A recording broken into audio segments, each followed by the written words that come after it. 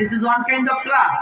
Whenever the Huzur will deliver his lecture, then all the audience are the student.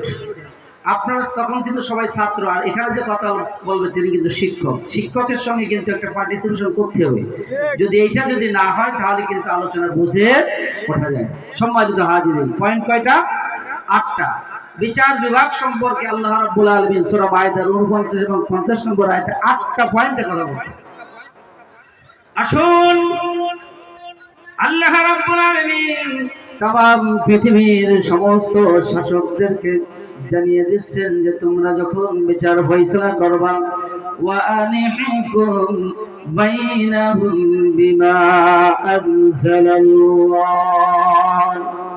ব্যক্তি, পরিবার, সমাজ এবং রাষ্ট্র যেখানেই তুমি বিচার করবা, বিচারটা অবশ্যই আমি রব্বুল আলামিন আমার এই কোরআনুল কারীমের মানদণ্ডে, আমার কোরআন যেইভাবে তোমার বিচারের রায় দিবে সেইভাবে তোমার করা লাগবে। এটা যদি তুমি না করো তোমার নাম কোনোদিন মুসলমান হতে পারে না। ঠিক কিনা? This is one kind of class. Whenever the Huzur will deliver his lecture, then all the audience are the student.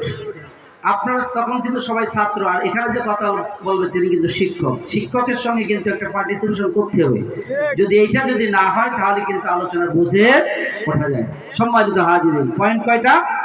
8টা। বিচার বিভাগ সম্পর্কে আল্লাহ রাব্বুল আলামিন সূরা মাইদার 49 এবং 50 নম্বর আয়াতে 8টা পয়েন্টে কথা বলছেন। আসুন আল্লাহ রাব্বুল আলামিন তাম পৃথিবীর সমস্ত শাসকদেরকে জানিয়ে দিচ্ছেন যে তোমরা যখন বিচার ফয়সালা করবা, ওয়া আনিহুকুম বাইনাহুম বিমা আনজালাল্লাহ। ব্যক্তি, পরিবার, সমাজ এবং রাষ্ট্র যেখানেই তুমি বিচার করবা, বিচারটা অবশ্যই আমি রব্বুল আলামিন আমার এই কোরআনুল কারীমের মানদণ্ডে, আমার কোরআন যেইভাবে তোমার বিচারের রায় দিবে সেইভাবে তোমার করা লাগবে।